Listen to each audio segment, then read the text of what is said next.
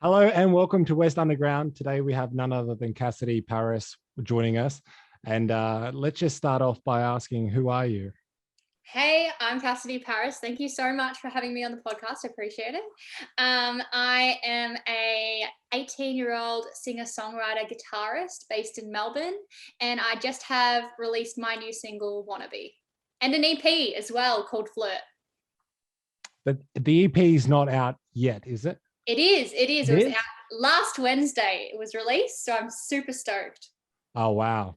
When if you go down the bottom, guys, we'll have a link there for you to go check that out as well. Um, Cool. and just how did you get your start in music? Because you're 18 now, and on your Spotify, it looks like you've been active for a couple of years. Yes, I have. I've always loved music since a very, very young age. And my dad was actually heavily involved in the music industry since ever I can remember. He's been playing in bands his entire life. And when I wanted to pick up that guitar for the very first time, it was like eyes light up on Christmas Day for him. He was like a child that wants to step into the music industry. But yeah, no, it was super cool. And I kind of sorted my way into the music industry that way, I guess. Wow. So you were in school and going to a studio or going home after school and recording music. Yes, exactly. So I think I always say that it was a fantastic balance for me. And I'll go to school, I'll come home, and then I'll record or be jamming out with my family. So that's super, super cool. Nice, nice. That's very cool. Thank you. And what about do you have siblings? Do they play instruments as well? Like, do you have like I a family band? I have a sibling. He is the complete opposite to me. So it's me and my dad that are musical in this family, but he plays AFL rules footy. So yeah. Nice, nice. I'm like, not everyone can be musical, so Yeah. He actually did start playing bass guitar, but yeah, he just football was his calling, I guess. nice. Well, at least you have all the spotlight then when it comes to music. It's okay. It's shared spotlight between me and my dad, so we're not too competitive about it. Nice. And what's the have you done a lot of like gigs and stuff down in Melbourne? I haven't done so much in Melbourne, but I have gigged in Japan and America, so the US. That was super cool experience. I was pretty young when I started gigging. I have played a couple of gigs here and there in Melbourne, but it's just been hit and miss since COVID. So I'm really, really looking forward to getting out there. We've had to postpone my gig a couple of times, but we're really, really excited and ready to get back on that stage here in our hometown. Wow, that's really interesting because usually, like, if you start, gigging and start trying to, pursue music, you usually do it in your hometown. How did you manage to go Yeah, overseas and exactly. start? It's actually very interesting because a lot of people ask me that. They were like, "What? I don't understand." And I don't know. I think just because my dad had a little bit of a connection over there as well. I always have. I've traveled to America, the US a couple of times before gigging, and we had a couple of friends over there. My management are based over in the US as well, so that's super helpful. But yeah, I love gigging all around the world. It's super cool to be able to meet different people, and I love meeting people and hearing their stories as well. So, what was it like in Japan and in the US? Like, what was that experience like? I love Japan. It's just I love the US as well, don't get me wrong. Equal, equal. But yeah, I Japan just it was crazy experience. I've never met fans like that ever. They're just super, super cool, so outgoing and kind. And I'm just so lucky because even when I went to the US, I've just had an amazing amount of support. And it's so cool to see that online and have that connectivity with your fans and everything. They're like my family and my friends. So Oh, wow. definitely super, super cool. And what were the stages that you were playing? Like, were you playing like pub? Are you able to play pubs if you're under 21 in America? I believe I actually don't know. I didn't play actually pubs, so I played. There were music venues, and I played at a festival. So in the US, I played at a festival, and when I went to actually. I take that back. When I went to Japan, I did play, and it was kind of like a bar pub. I don't know what you would call it. It was kind of like a mix between the two. Yeah. That's where I played a couple of nights in Japan, and then we did a signing at a record store, so that was also really cool. Wow, that's awesome. Like I think you're the first person that we've spoken to that this has happened in reverse to. Yeah, definitely. No, that's completely understandable, because you'd think normally that you'd kind of get a following here before you get it overseas, but I think it has happened a little bit reverse for me. Yeah. Don't get me wrong, I have some fantastic Australian fans here and some beautiful people that support me, but yeah, it's definitely been a worldwide response for me, so very, very grateful for that. Wow. And what are the plans going forward? Like, you guys in Melbourne are still locked down, yeah, at the moment? Yes. Sydney is as well, right? Oh yeah, we're in hard lockdown now. Yeah. Because I heard I listen to the news. I know I sound like I'm 50 years old, but my parents love watching it. I'm like, it's just depressing. But Yeah. no. So we listen to the news every night when we have dinner, and I just hear that you're getting out of lockdown, right? Soon, if you get the vaccination. Is that Yeah, correct? yeah, like I think we still have to hit a target, but even then, Right. like we don't know. We're just Yeah, hoping. We're just exactly. hoping I to be know, alive at the praying, moment. exactly. We need Yeah. live music back. We need our lives back, I guess. And it's been difficult for me from a musician's point of view, Yeah. because I've had to obviously reschedule my gig so many times. But like I said, I'm really looking forward to getting out there and to connecting with people. And I'm really busy in isolation, well, lockdown, writing music and recording it. So I'm using it usefully, I guess. So Yeah. that's always a good sign. Absolutely. And like how long have you guys been in lockdown? Because it was like you would go in every week and then come out, and over from the border we're looking at you guys and going, what the hell's happening? And then you guys got open, and then we've been now locked down for 3 months. Yeah, it's been a roller coaster ride, that's for sure. But yeah, I'm pretty sure when we started hearing the cases in Sydney, I got a little skeptical. I was like, this is not going to go too well, I don't think. And then we had a 2 week lockdown, I want to say. Don't quote me on this. I'm just trying to remember, because I feel like I've been in lockdown the entire year now. But yeah, I think we had 2 weeks of lockdown, a week or two out of lockdown, and then back into lockdown. So I think I want to say it's like 6 to 8 weeks we've been in lockdown. I could be completely off, and people are like, no, that is so wrong. But yeah, so we've been in lockdown for a while, but like I said, I'm using my time to write music, to record music. So that's the next thing, to have a lot of new music out there and hopefully play a couple of shows. Nice. That's a great plan. And like when you're recording at home, what are you doing it on? Are you recording through Logic, Pro Tools, Ableton? What's your poison? I'm pretty sure we use Pro Tools. Yeah. We have a studio at, or maybe it's Logic. It's one of the two. I know that, because we've gone back and forth a little bit recently, because they're kind of a little bit similar. But yeah, we've actually got a studio in our house, so I have that luxury. And like I said, when I was in high school, I'd go to school, do my work, come home, record. So that was basically the cycle for me. But yeah, in lockdown, it's just been recording, writing. So that has also been very beneficial. Wow, that's awesome that you have a studio in your house. Yeah, so it's kind of like disconnected. It's like this my house, and then we have the garage, and then there's the studio.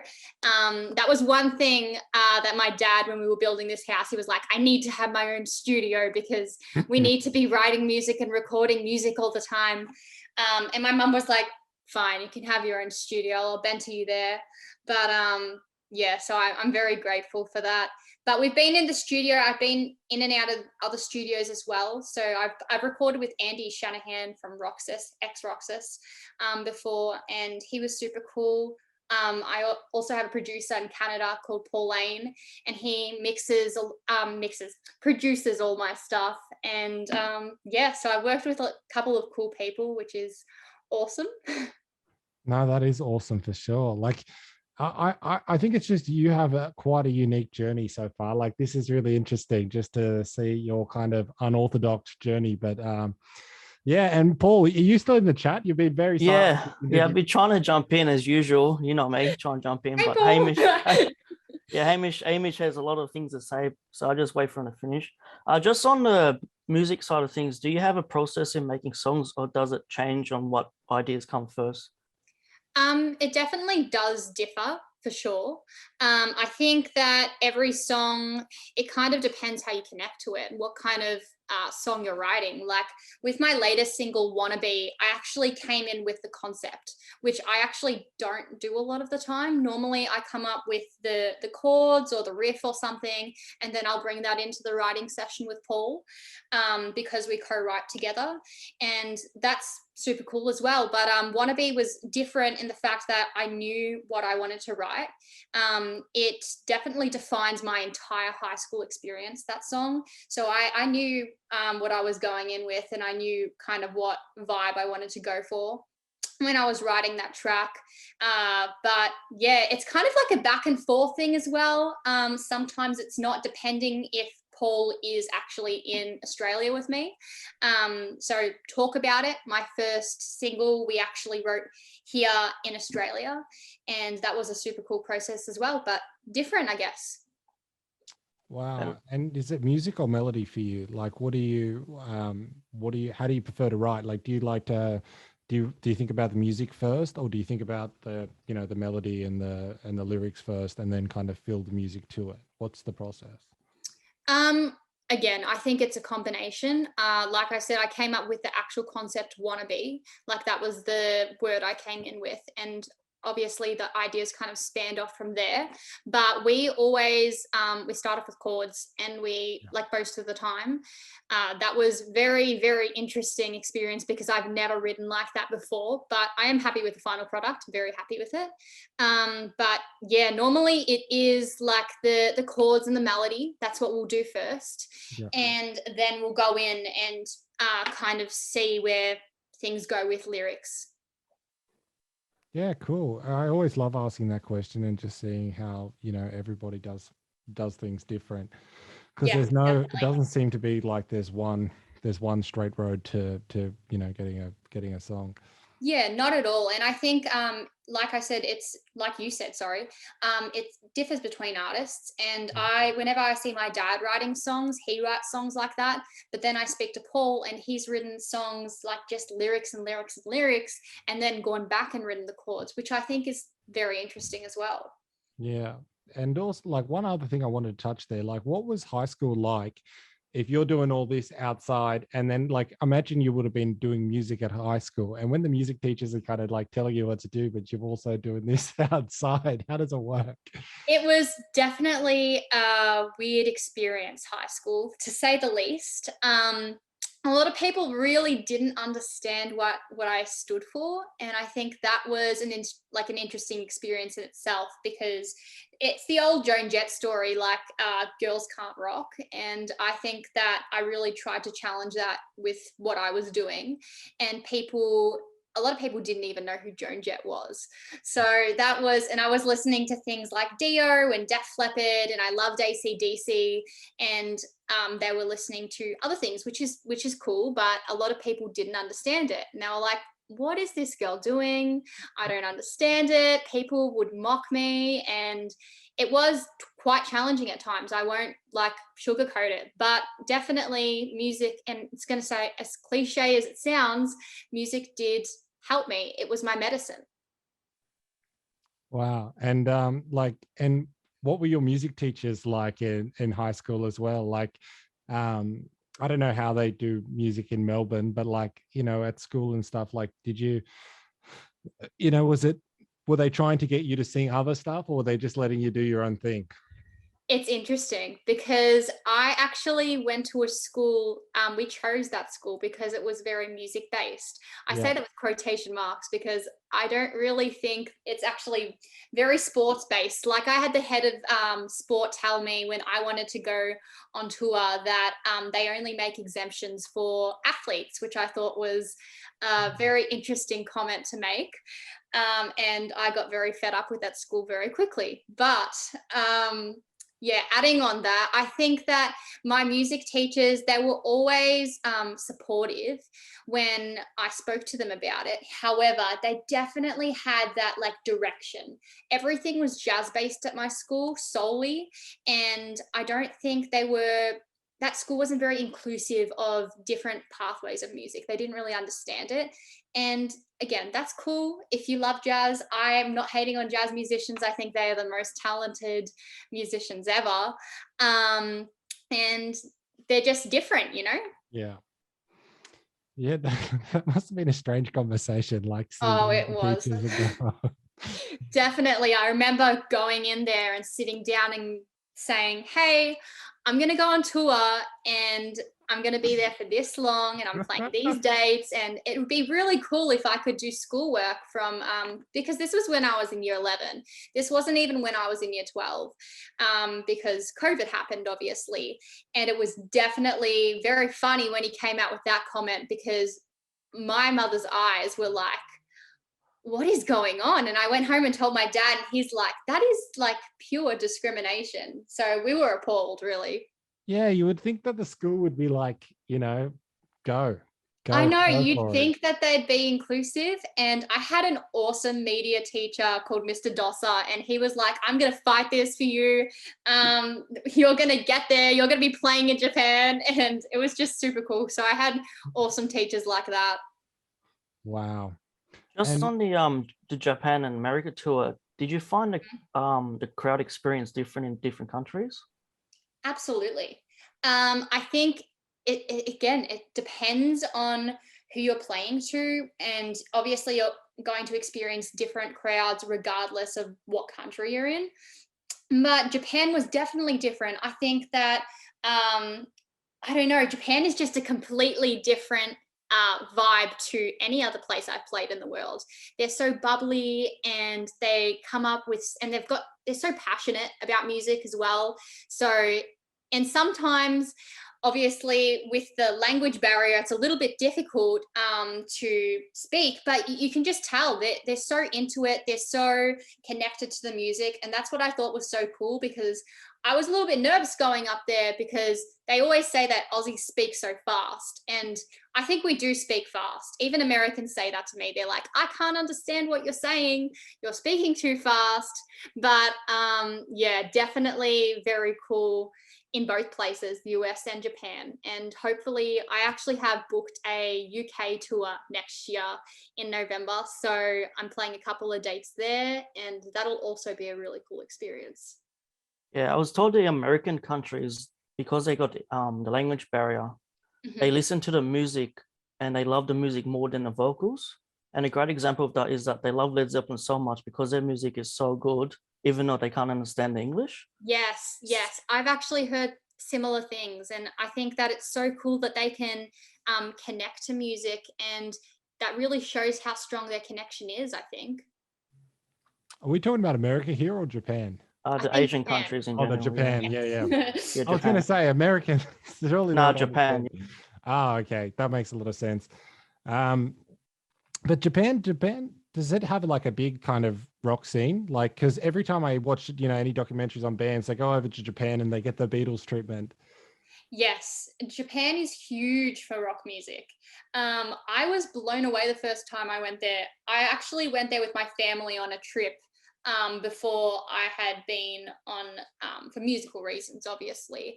But it was just crazy. These people were coming up with to me with like huge Snoopy plush toys because I knew that my dog's called Snoopy. So they would come up to me with these massive like life-size things that I couldn't even I was trying to figure out to put on my carry-on because I had to take them home, obviously.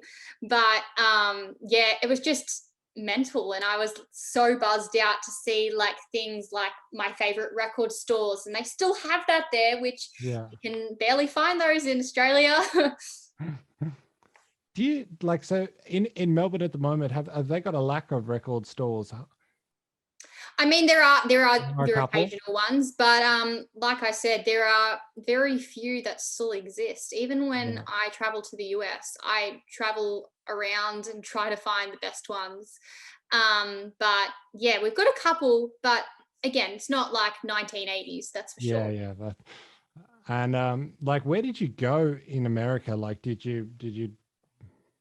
where did you land, and where was like the tour? How many states did you do? Yes. So when I played in America, I played a festival, and that was in Chicago, and that was a couple of days, and it was super, super cool. The response was insane. I think I was 15 at the time when I traveled over there, and I was just so buzzed out by the response. I couldn't believe that people in front of me were mouthing the lyrics to my song that I had wrote, and people were asking me questions, and we were talking about Mexican food and stuff because I love Mexican food and I think they nail it there, and pizza. It was just so, so awesome, and I can't even begin to describe how thankful I am for an experience like that.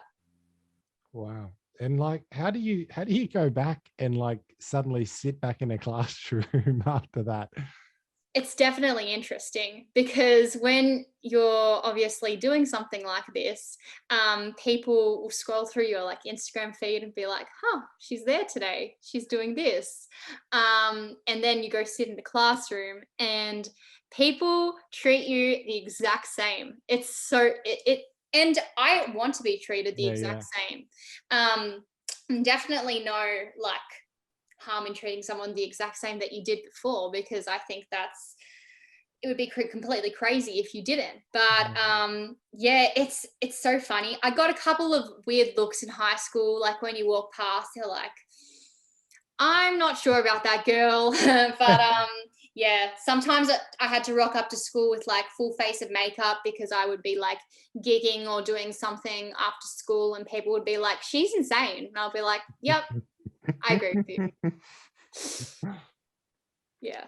I was almost going to do that to one of the interviews last year, to wear a shirt underneath my uniform, because and there was like 3 interviews at night, and I had to go from work to Hamish's. Yes. So I might wear a shirt underneath, but the uniforms are see-through, so I might get in trouble with this. But I brought all 3 shirts to work, and then I got changed in the staff room to go straight to Hamish's. So I had to make sure to wear 3 different shirts with different interviews to look like they were done on different days. Yes, wink, wink. so yeah, that's exactly. Trick to the book. That's another thing as well. People get confused. That's what I have figured out, that people get very, very confused easily, because obviously with what I do, sometimes I record on different days. So something will go up on Instagram and they'll be like, and I just posted it, and they'll be like, I'm confused. You just sent me a Snapchat and you look completely different. And I'm like, it was from the other day. But yeah, very, very interesting stuff. Just if you're being in the music industry, do you have to like keep a look up as well? Like you got to dress the same way so people can recognize who you are, or do you just go on and dress up as whoever you like to be? I'm pretty like I think I'm just very individual in my look, I'd like to say. So I do try a lot of things out, but I obviously go for that like 80s rock look. That's kind of what I stand for. But yeah, I love trying out like different makeup and weird things, and yeah, so I guess it depends on the day. And have you got any like plans of coming through Sydney and doing a couple shows in the future? Yes, definitely. Sydney, I had gigged in Sydney before, once on a festival, and we played a couple, I think it was Sydney, I want to say Adelaide, and Queensland and Melbourne. They were the 4 shows I did.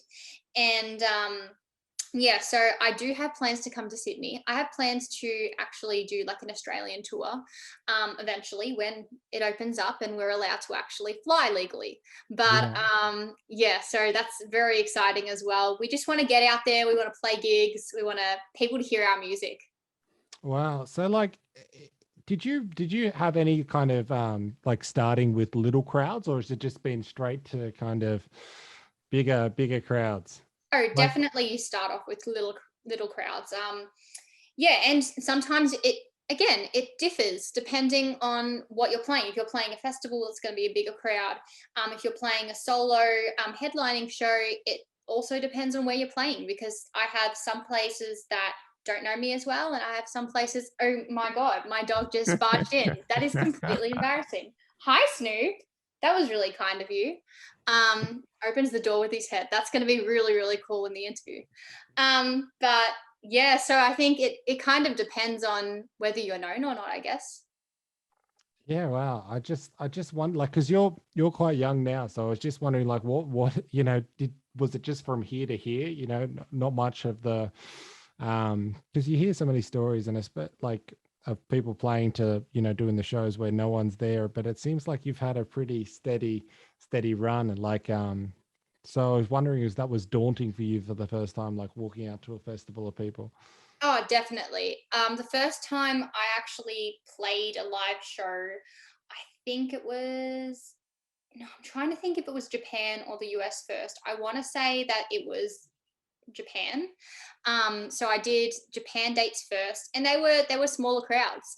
And it still is daunting when you're in a country where you've never been before, people that you've never really sang to before. So you don't know how they're going to receive the music or receive you on stage and how you act and everything. So it's definitely a little bit daunting, but as long as you're like connected with the music and everything, I think that's the main thing, that you like ooze confidence and you just go up there and be yourself. Yeah. Wow. I think that's I don't know. I think He's this is an departed amazing. now, my dog. Ah.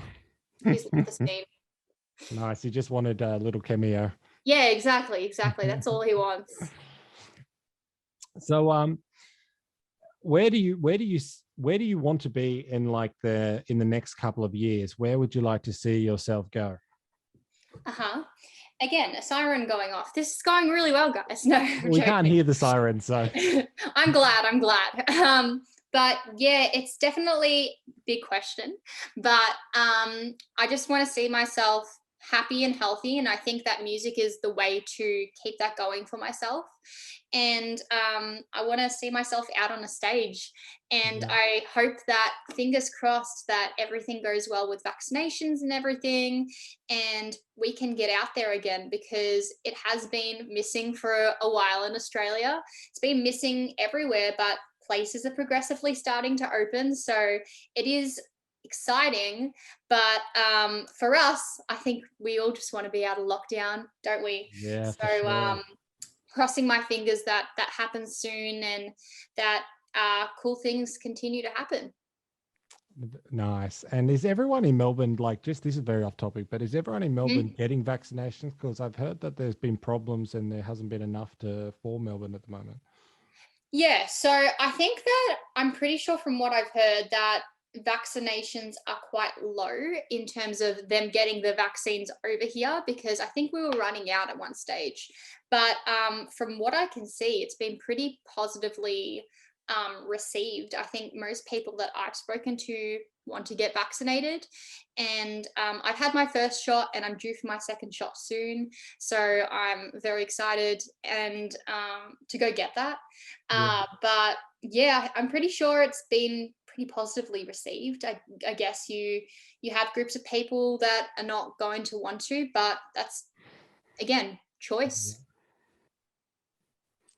Yeah. Um, Well, oh, sorry, Paul, you I go. just want to say about lockdown. We've talked to a lot of bands, and they say it's half difficult and half successful because Yes. they can't play together and work together. But do you find the privilege of being a solo artist, you don't have to worry about relying on other band members to help out with songs? It definitely depends. I really, really miss my band, and I've spoken to them throughout the entire lockdown. So I'm very lucky to have social media, as we all do. Um, to allow me to connect with them. But I have the luxury of having my dad live with me in this house. So he and I have been jamming as much as possible and writing and recording. And that's probably what a lot of bands are getting at as well, that they can write and record. And lucky enough for me, I'm kind of at the end of my cycle. So I needed to write and record. I needed to get back on that kind of bandwagon, because so I guess it kind of depends on where you're at. I did have a couple of shows booked, obviously, but yeah. And Paul, you touched on an interesting thing there with the band. And how does that work? Like, did you go overseas with your band, or did you go over by yourself? And so my dad, like I said, plays in a couple of bands, and I'm very lucky. His new band, Wicked Smile, are my backing band as well. So we share the same band. So when we gig at the same place, it's quite good, because we obviously have the same band, so we can set up and stuff, and we all have the equipment and everything. And that's what happened at the festival. It was with a different band called the Radio Sun, but most of the time I am lucky enough to play with really cool, experienced musicians. That's amazing. I think like that's just so lucky. Like you know, that you have like a dad who was just fully supportive of it from the start. Yeah, I'm very, very grateful for that. Even my mum and my brother, they're fully supportive of it, and they have completely different career paths. Yeah. My mum's a primary school teacher, and my brother's wants to be an AFL footy player. So, but yeah, very, very supportive family, and very lucky to have that on my side. Nice. And how many instruments do you play? Are you? I play a bit of bass guitar actually as well. I play electric guitar and acoustic guitar, obviously, and vocals. Nice. And who's the better guitar player out of you and your dad?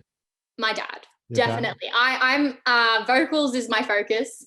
Yeah. It's interesting because I picked up a guitar first, and touching on guitar, I'm actually a Fender Squire endorsee, and he's a Jackson endorsee, which is under the same branch. Yeah. And we're both very, very lucky that we have that. But I remember picking up my first Fender guitar, and that was the first instrument that I played. I didn't start out with vocals, and I progressively, as I listened to more music and connected with more music, wanted to become a vocalist. Wow. So you've got your are you sponsored by Squire? Yes, I'm an A grade endorsee, so I'm very, very lucky to have that. Wow, that's very cool. So does that mean, do you get your own little custom guitars? I don't get custom ones at the moment. Yeah. I get them sent to me. I'm very, very appreciative. They have the most incredible team at Fender Squire, and I'm so lucky to be able to work with them at such a young age, and it's just a privilege. And I remind myself about that every single day, because it's so important to be grateful for the stuff that you have. And I think I'm grateful for my family, and I'm grateful for to the brands that want to support young, new, up and coming artists. Nice. And like, have you got a favorite instrument? Like, are you a Strat or a Tele, or like, have you got them all now? I have a couple. One of my first guitars after the classic Fender was because I had a Fender Strat, I think, and then I had a Charvel. So I have a blue Charvel, and I'm a fan of him. He's very cool. Nice, very cool. And Paul, I'm just gonna say, if there's anyone locally or internationally you would like to collab with, who would you like to collab with? Ooh, is that on like a higher scale, or? It could be local, international. Who would you reckon you work better with? I have so many local and international bands that I'd love to collab with. I've been listening to a lot of like Baby Animals. I don't know if you've heard of that band. Yeah, I've heard of them. I love her. She's so awesome. Again, I've been listening to a lot of Paramore as well. I love Hayley Williams. She's just like, she's awesome, and just she seems like such a top chick. And I'd love to do something with her in the future.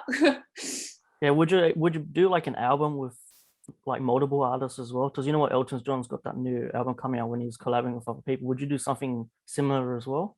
For sure. I mean, if everyone's in, then I'm in too. as much music as we can make, I'm happy to be doing. Wow. And yeah, I think I've run out of questions at this point. Paul, have you got anything to wrap up with here? Maybe just what would you say to your younger self? Like any advice to younger self, or just any younger artists out there who are like give them any good points on how to start? Definitely. I think starting does differ between every individual. And I think it's really important to be true to yourself. And I think that a lot of people should be reminded more of that, because being your true, authentic self will lead you to the most fantastic career, and obviously longevity as well. You've got to think about that. You've got to like your job to be able to continue in it, because if I was hating this, I wouldn't be doing it. And I'm so lucky that I'm able to do it. But keep going, keep writing, keep recording, and yeah, just keep going. I think that's like the perfect note to finish with here. Perfect. Thank you so much for coming on, Cassidy Paris. And no problem. I think you have one of the most like interesting journey stories, and I'm very interested to see how far you go in the future, because it's only up from here. Thank you so much. I really appreciate it. Thank you so much for your time, guys. No worries. For any time.